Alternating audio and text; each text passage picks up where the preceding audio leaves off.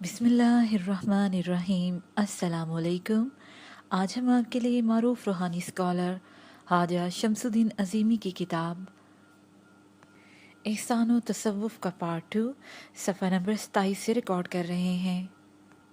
कतरा है बारिश। रूहानियत और तसव्वुफ़ के बारे में लोगों ने बहुत कुछ लिखा है। एक ग्रोह का ख्याल है कि अक्सर सूफिया चूँकि ऊन का लिबास पहनते थे इसलिए लोग उन्हें सूफ़ी कहते थे। ऊन को अरबी में सौफ कहते हैं। वो लोग ये लिबास इसलिए पहनते थे कि सौफ का लिबास पहनना अक्सर नबियों, वलियों और बरगज़ीदा हस्तियों का मामूल रहा है। बाज़ हज़रात के ख्याल में असहाब सुफ़ा के साथ निस्बत रखने की वजह से ये लोग सूफ़ी कहलाते हैं, जबकि एक तबके का ख्याल है कि सूफ़ी सफ़ा से मुश्तिक है, लेकिन इन सारी तशरीहात से दिल मुतमईन नहीं होता। तसव्वुफ़ के इस्तिलाही मानी दरअसल नफ्स का तज़किया है। तसव्वुफ़ इस जज्बा एहलास का नाम है जो ज़मीर से मुतल्लिक है और ज़मीर नूर बातन है। सूफ़ी अल्लाह की मार्फत सोचता है, उसकी गुफ्तगू का महवर अल्लाह होता है। वो अल्लाह के साथ जीता है और अल्लाह के नाम के साथ मरता है। उसी का कलमा पढ़ता है, उसी के गुन गाता है और उसी के इश्क में डूबा रहता है। अल्लाह को देखने और अल्लाह से मुलाकात के शौक़ में अपना सब कुछ कुर्बान कर देता है।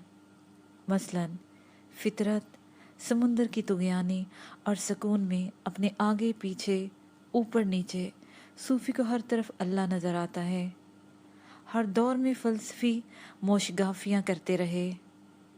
जो फ़लसफ़ी अल्लाह की हस्ती के कायल हैं वो अल्लाह को सिर्फ़ कायनात का सनदकार करार देते हैं, लेकिन साथ साथ ये भी कहते हैं कि महलूक का अल्लाह से राब्ता कायम नहीं होता। अल्लाह किसी इंसान के साथ हम कलाम नहीं होता। तफक्कुर किया जाए तो साइंसदान और फ़िलासफ़े के बयान में कोई नुमाया फ़र्क नहीं है। साइंसदान कहता है कि अल्लाह उसके लिए नज़र नहीं आता, और अल्लाह इसलिए नज़र नहीं आता कि उसकी मौजूदगी दलील की मोहताज है, और इंसान के पास ऐसी कोई दलील नहीं जिससे अल्लाह को देखना तस्लीम कर लिया जाए।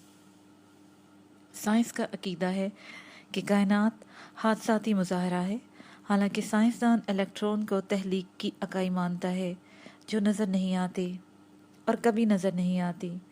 साइंस और फ़लसफ़े की बुनियाद अक्ल पर है, जबकि लाखों साल में अक्ल की कोई हतमी तारीफ़ नहीं हो सकती। साइंस और फ़लसफ़ा के बरक्स मज़हब कहता है कि सही अकीदा की बुनियाद वही और इल्हाम है, और अक्ल का वही और इल्हाम में कोई दाल नहीं है। तसव्वुफ़ के मानी है सूफ़ी होना, और सूफ़ी का मतलब है ज़ाहिर से ज़्यादा बातन का ख्याल रखने वाला।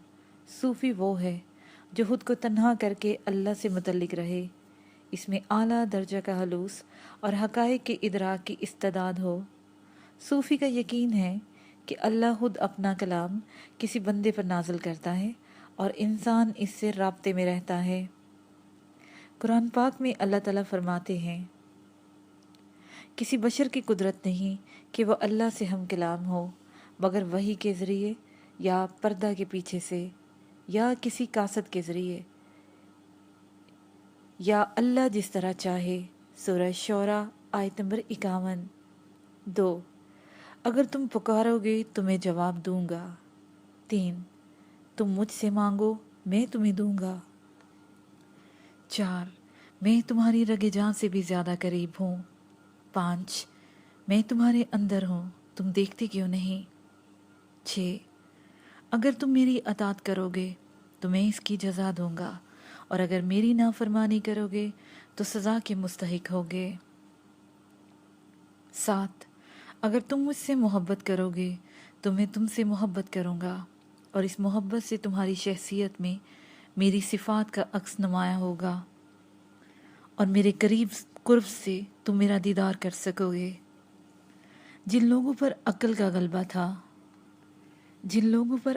गलबा था उन्होंने अतात को काफ़ी समझा और जन्नत को अपना मकसद बना लिया, लेकिन जिन लोगों पर इश्क का गलबा था उन्होंने अतात के अलावा अल्लाह के साथ ताल्लुक़ और मोहब्बत को ज़रूरी समझा और अल्लाह के दीदार को अपनी ज़िंदगी का मकसद बना लिया।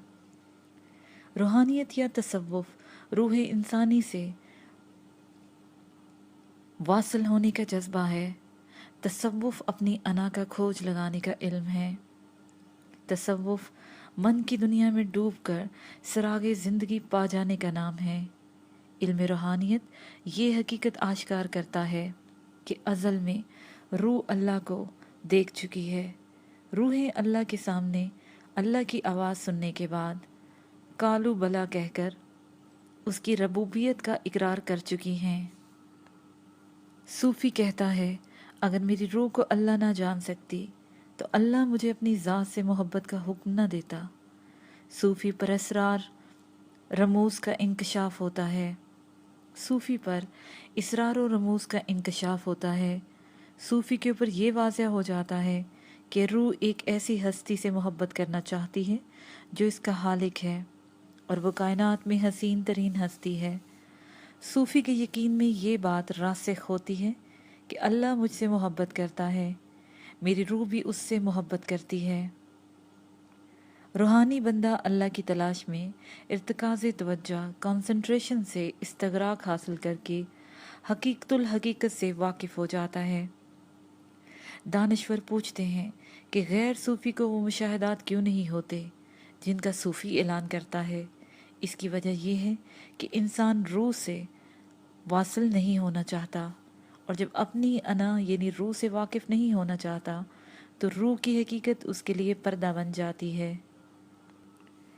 इंसान मादी और दुनियावी आलूम के लिए अपनी सारी तवानाई और मालो दौलत खर्च करता है।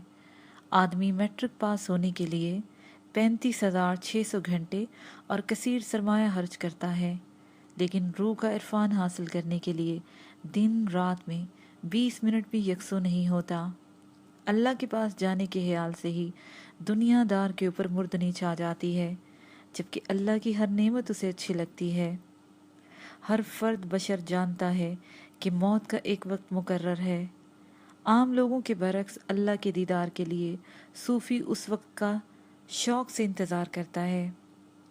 एहसान व तसव्वुफ़ किताब लिखने का मकसद ये है कि बिलखसूस उम्मत मुसलमा और बिलअमूम नोहे इंसानी अपनी पैदाइश, हयात व ममात और मनसब खिलाफत फिल अर्ज़ की हकीकत से वाकिफ़ हो जाए और ये बात उसके इल्म में आ जाए कि कायनात में हर महलूक बाशऊर है, लेकिन इंसान वाहिद बाशऊर महलूक है जो ये जान लेती है कि इसको किसने पैदा किया है, क्यों पैदा हुआ, मरने के बाद किस दुनिया में चला जाता है और उस दुनिया के शब रोज़ क्या हैं।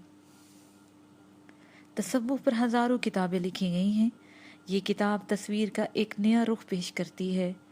लोगों ने तसव्वुफ़ के ऊपर बेपनाह एतराज़ात किए हैं और तसव्वुफ़ की फ़जीलत में कसीदा ख़वानी भी की गई है। तनकीद व तारीफ़ के अंबार में तसव्वुफ़ को एक उलझा हुआ मसला जाने लगा। कोई कहता है कि तसव्वुफ़ दुनिया बेजार और कहलुल वजूद लोगों का मसलक है।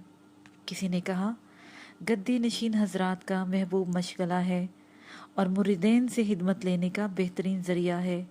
किसी ने बताया कि ये मेस्मरिज़म, हिप्नोटिज़म और आमिल मामूल का खेल है। ये भी सुनने में आया है कि नज़रिया तसव्वुफ़ गाने बजाने और धमाल डालने का अच्छा तरीका है। साहबे कल्बो नज़र अफराद ने पुरवकार, पुरएतमाद और सच्चाई की अज़मत के साथ बयान किया है कि कल्बी मुशाहदात और रूहानी कैफियत का नाम तसव्वुफ़ है। सूफ़ी के दिल की हर धड़कन अल्लाह के साथ वाबस्ता होती है।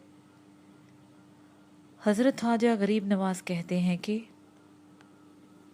यारदम बदमो बार बार में आयद अहले अक्ल दानिश ने फ़लसफ़ाना इस्तदलाल, मंतक और अकली तोजीहात से तसव्वुफ़ को इस कदर उलझा दिया है कि तसव्वुफ़ एक इल्म चेस्तान ही बन गया है। उन्होंने इस इल्म को यहूदी, ईसाई, वेदानत और बुद्धिज़्म का लिबास पहना दिया है। कौम के हमदर्द और मुखलिस हज़रात व ख़वातीन ने तसव्वुफ़ के आला ज़ौक़ को एख्तियार करके तवक्कुल, कनात और इस्तगना की रोशन मिसालें कायम की हैं। उन्होंने अमलन इस बात का मुज़ाहरा किया है कि तसव्वुफ़ एक ऐसा रास्ता है जिस पर चलकर इंसान दुनिया और दीन की भलाई हासिल कर लेता है। तसव्वुफ़ के पैरोकार राहब नहीं होते, وہ محنت مزدوری کر کے حقوق العباد پورے کرتے ہیں اور شب بیدار ہو کر اللہ کے حضور حاضر ہوتے ہیں۔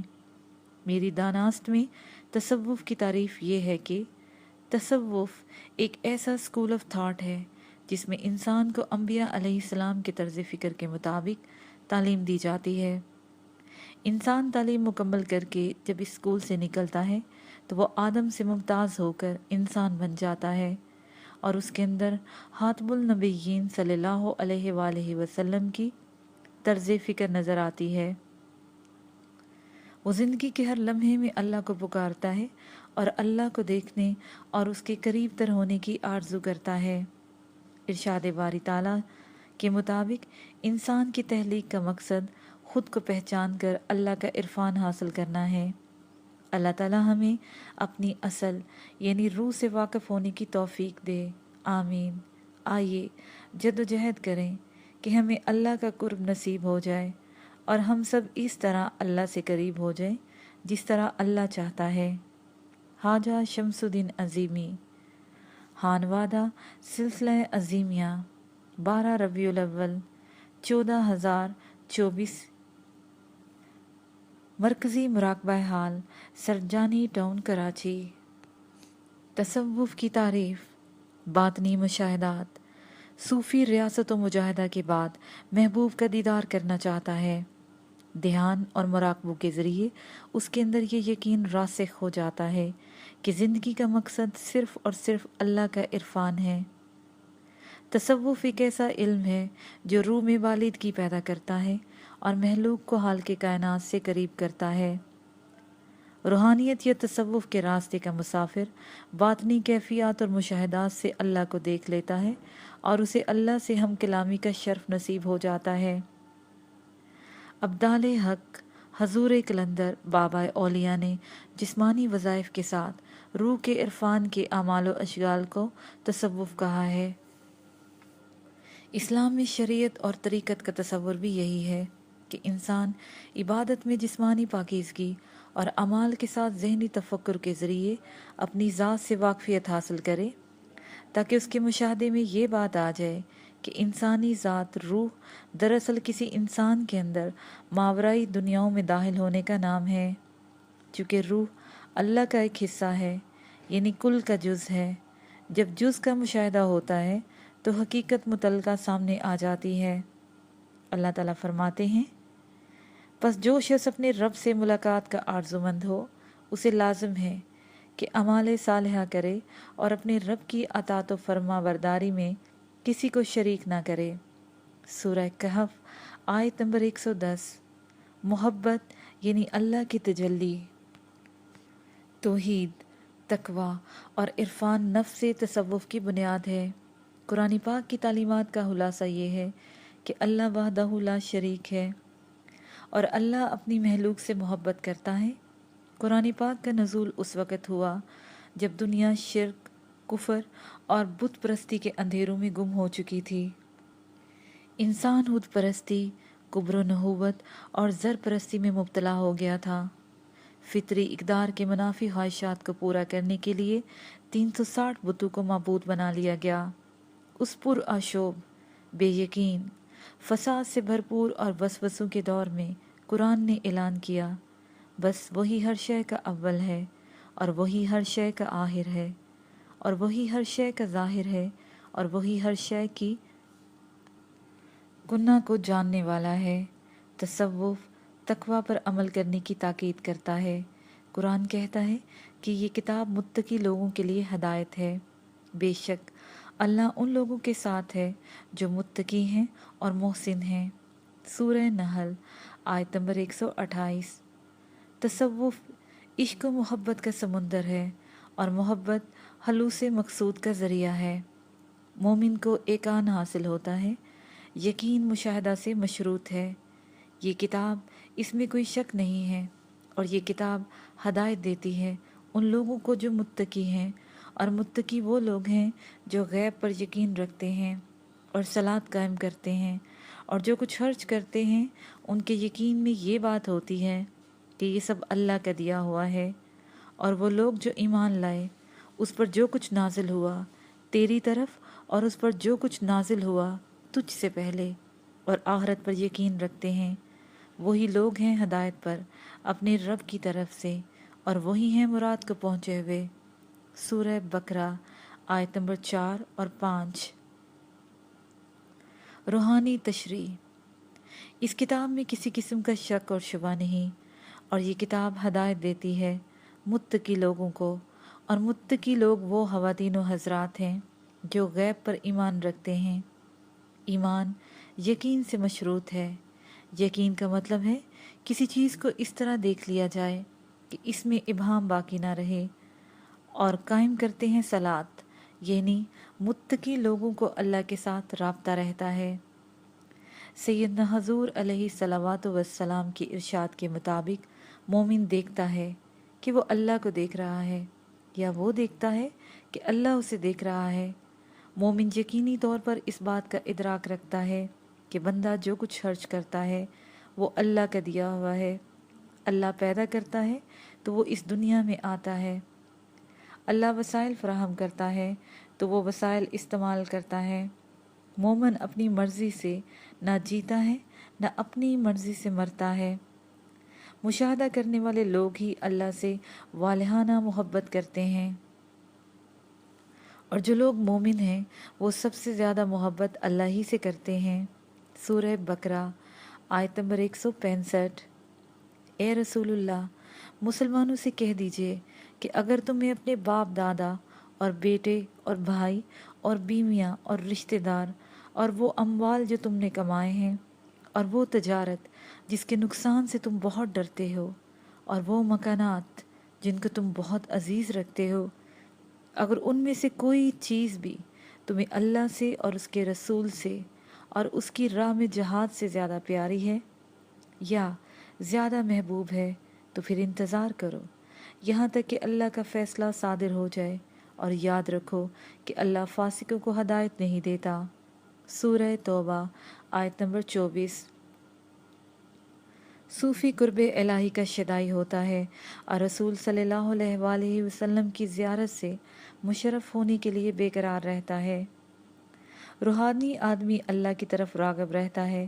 اللہ تعالیٰ فرماتے ہیں، اے رسول سجدہ کرتے رہو اور قرب حق حاصل کرتے رہو۔ علم شریعت۔ شریعت ہمیں بتاتی ہے کہ دنیا کی ہر تخلیق اللہ کے حکم سے وجود میں آئی۔ اللہ قادر المطلق ہے۔ اللہ جو چاہے جب چاہے جس طرح چاہے اس کے امر سے ہو جاتا ہے۔ شریعت پر عمل کرنے سے انسان کے شعور میں غیب کو سمجھنے کی صلاحیت بیدار ہوتی ہے۔ اس کے دماغ میں غیب بینی کے حلیے سیلز چارج ہو جاتے ہیں۔ صاحب شریعت بندے میں اللہ کی نشانیوں پر تفکر کرنے اور تزکیہ نفس کا رجحان بڑھ جاتا ہے۔ تصوف یا روحانی علوم سیکھنے کے بعد انسانی شعور غیب کی دنیا کو دیکھ لیتا ہے۔ انسان کو ایمان یعنی یقین حاصل ہو جاتا ہے کہ دنیا کی ابتدا، انتہا، اول و آخر، ظاہر و باطن سب اللہ کے احاطے میں ہے۔ شریعت پر کاربند بندہ نماز پڑھتا ہے اور صاحب شریعت صوفی نماز میں اللہ کا دیدار کرتا ہے۔ ایک آدمی بادشاہ کے احکامات پر اور اس کے بنائے ہوئے قوانین پر عمل کرتا ہے، اور دوسرا آدمی بھی اچھا شہری ہے، قوانین کا احترام کرتا ہے، لیکن اسے بادشاہ کی قربت بھی حاصل ہے۔ دونوں اچھے شہری ہیں، لیکن جسے قربت حاصل ہے اس کا درجہ بڑا ہے۔ صاحب شریعت بندہ اللہ کی بادشاہی میں اللہ کے فرما بردار بندے کی طرح احکامات کی تعمیل کرتا ہے، برائیوں سے بچتا ہے، غلطیوں اور کوتاہیوں کی معافی مانگتا ہے، نیک عمل کرنے کی کوشش کرتا ہے۔ یہی سب کام صوفی بھی کرتا ہے، لیکن وہ اللہ کا قرب کا متمنی ہوتا ہے۔ اللہ کو جانتا ہے، اللہ کو دیکھتا ہے، ہر شے پر اللہ کے محیط ہونے کا مشاہدہ کرتا ہے، اور اللہ رگ جاں سے زیادہ قریب ہے۔ اس آیت کے مصداق خود کو اللہ سے قریب محسوس کرتا ہے۔ سورہ بقرہ کی آیت 1 سے 4 تک میں तकर्ब इल्लाह और हक़्क़ुल यकीन का पूरा नसाब बयान हुआ है। शरीयत मुतहरा हमें रहनुमाई अता करती है कि ईमान बिल गैब हक़्क़ुल यकीन हासिल करने के लिए इस तरह अमल किया जाए कि हम जो कुछ करते हैं उसमें हमारा जहन कामल यकसोई के साथ अल्लाह से वाबस्ता हो जाए। इल्म शरीयत और इल्म हजूरी सीखने के बाद इंसान के शऊर में गैब पर यकीन करने और गैब की दुनिया के मकीनों को देखने की सलाहियत पैदा हो जाती है। नफ्स का इरफान। तसव्वुफ के अलूम या इल्म हजूरी हासिल करने के बाद इंसान आलम दुनिया से निकलकर आलम अरवा में आलम मलकूत व जबरूत में पहुंच जाता है। सिद्के मकाल कुल्ले हलाल कमाने वाला बंदा और सीरत तैयबा सल्लल्लाहु अलैहि वसल्लम पर अमल करने वाला उम्मती अपने नफ्स और अपनी रूह से वाकफियत हासिल कर लेता है और रसूलुल्लाह सल्लल्लाहु अलैहि वसल्लम के अहलाक हुस्ना और इरशादात पर दिलो जान से अमल करके अल्लाह को पहचान लेता है। बस ए रसूल, जब आप फ़राइज़ मनसबी से फ़ारिग हों तो इबादत में मेहनत करें और अपने रब की तरफ राग़ब रहें। सूरह अलम नशरा आयत नंबर 7 और 8। और वो तुम्हारे साथ है जहाँ भी तुम हो। सूरह अल हदीद आयत नंबर 4। बेशक अल्लाह साथ हैं उन लोगों के जो मुत्तकी हैं और मोहसिन भी हैं। सूरह नहल आयत नंबर 128। तज़किया नफ्स।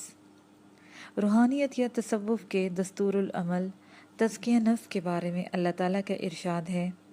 अल्लाह ही वो ज़ात पाक है जिसने उम्मियों में एक अजीमुल मर्तबत रसूल मबूस फरमाया जो उन्हें उसकी आयत पढ़ के सुनाता है और उनके नफूस का तज़किया करता है और उन्हें किताब और हिकमत सिखाता है।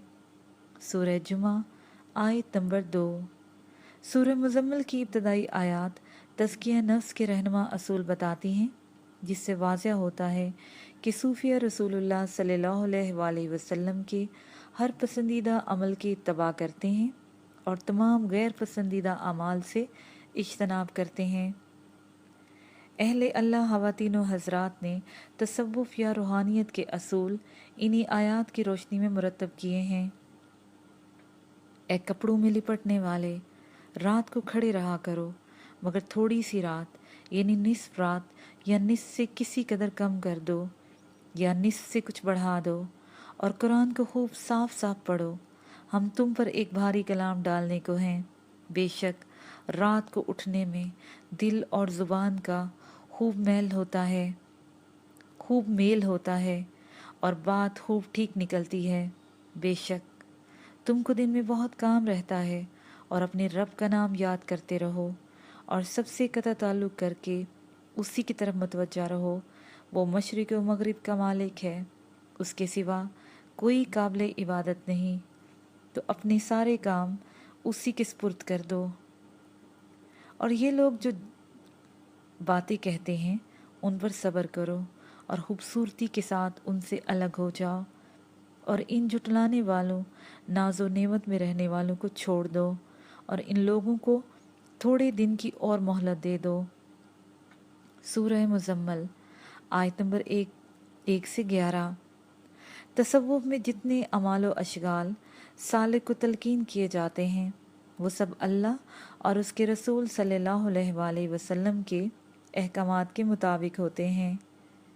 अमाल व अशगाल 1 ज़िक्र अस्कार हम्दो तस्बीह करना। 2 कंसंट्रेशन तलाश जदोजहद तफक्कुर। 3 सलात में अल्लाह से ताल्लुक़ कायम करना। 4 अल्लाह से करीब होने के लिए रोज़े रखना। 5 तज़किया नफ्स के बाद तकवा एख्तियार करना। 6 मुसलमान होने के बाद गैब की दुनिया का मुशाहिदा करना। 7 हर तरफ से जहन हटाकर यकसोई के साथ अपने अंदर का खोज लगाना यानी मुराकबा करना। 8 गुस्से पर कंट्रोल हासिल करके अपने अंदर अफ़्व दरगुज़र की सिफ़ात पैदा करना। 9 अल्लाह ताला बग़ैर गर्ज़ के अपनी महलूक की खिदमत करते हैं। صوفی بھی اس صفت کے حصول کے لیے خالصتاً اللہ تعالیٰ کی مخلوق کی خدمت کرتا ہے۔ 10 صوفی سماوات پر بروج کی زینت کو آنکھوں سے دیکھ لیتا ہے۔ 11 صوفی کے اندر خوف اور غم نہیں ہوتا، جو اللہ کے دوستوں کی پہچان ہے۔ 12 صوفی نفس کی ظلمت کو دور کر کے اپنے رب کو پہچانتا ہے۔ 13 صوفی آسمانوں، زمین اور تسخیر کائنات کے فارمولوں سے واقف ہوتا ہے۔ اللہ تعالیٰ اسے ناسوتی دنیا میں ہی جنت دکھا دیتے ہیں اور دوزخ کے عذاب سے وہ خود کو بچانے کی ہر لمحہ کوشش کرتا ہے۔ 14 صوفی اللہ کی ہر نعمت پر شکر ادا کرتا ہے اور جو حاصل نہیں اس کا شکوہ نہیں کرتا۔ 15 صوفی معاملہ فہم ہوتا ہے اور وہ کسی کی حق تلفی نہیں کرتا۔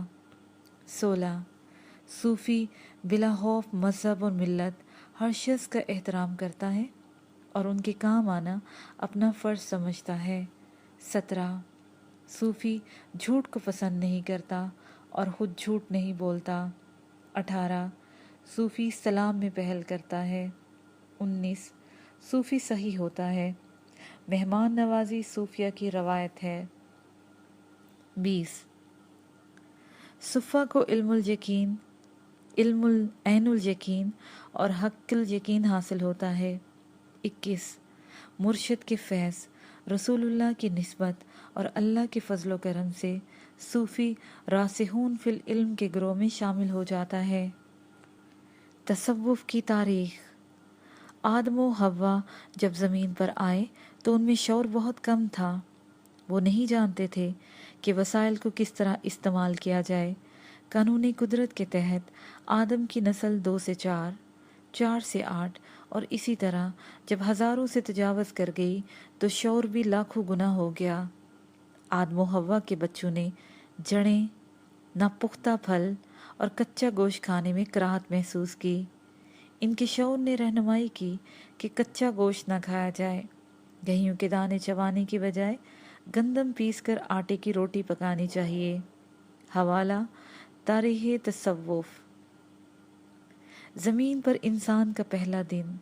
قانون یہ ہے کہ شعور ایک ہو یا ہزاروں ہوں، جب کسی نقطے پر مرکوز ہو جاتے ہیں تو اس کا مظاہرہ ہو جاتا ہے۔ لاکھوں آدمیوں میں سے کسی ایک آدمی نے غیر اختیاری طور پر 2 پتھر اٹھائے، ان کو آپس میں ٹکرایا، ٹکرانے سے حرارت پیدا ہوئی تو پتھروں میں سے چنگاری نکلی۔ چنگاری کی چمک نے ابن آدم کو اس طرف متوجہ کیا کہ چنگاری سوکھی گھاس کو جلا ڈالے گی، اور دیکھتے دیکھتے آگ بھڑک اٹھی۔ زمین پر انسان کا یہ پہلا دن تھا جب انسان حیوانات سے ممتاز ہوا، اور اس نے اس اعجاز سے اپنے لیے کھانا پکانا شروع کر دیا۔ حیوانات سے ممتاز ہونے کے بعد انسان کے ذہن میں نئے نئے خیالات آتے رہے اور پھر ایجاد کا سلسلہ جاری ہو گیا۔ آدم اور حوا کے آنے سے پہلے زمین موجود تھی اور زمین پر جنات آباد تھے۔ زمین کے وارث جنات اور آدم ہیں۔ جنات نے جب زمین پر خون خرابہ کیا اور زمین کی کوکھ اجاڑنے کی ہر تدبیر پر عمل کیا تو قدرت نے زمین کو فساد زدہ قرار دے دیا اور جنات سے زمین کی سرداری چھین کر آدم کو دے دی۔ لیکن ستم ظریفی یہ ہوئی کہ ابن آدم نے بھی وہی کیا جو جنات کرتے چلے آ رہے تھے۔ بھائی نے بھائی کو قتل کر دیا اور یہ سلسلہ دراز ہوتا چلا گیا۔ معاشرتی قوانین۔ حضرت آدم علیہ السلام نے انسانی معاشرے کے لیے جو قوانین وضع کیے، ان کی اولاد نے ان پر پوری طرح عمل نہیں کیا۔ طویل عرصے کے بعد جب حضرت نوح علیہ السلام پیدا ہوئے، حضرت نوح علیہ السلام 950 برس تک توحید کی تبلیغ کرتے رہے۔ حضرت نوح علیہ السلام پانی کے ہر گھونٹ اور ہر لقمے پر الحمدللہ کہتے تھے۔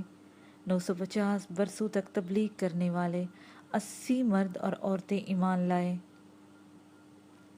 باقی قوم نے 950 برسوں تک تبلیغ کرنے پر 80 مرد اور عورتیں ایمان لے آئے۔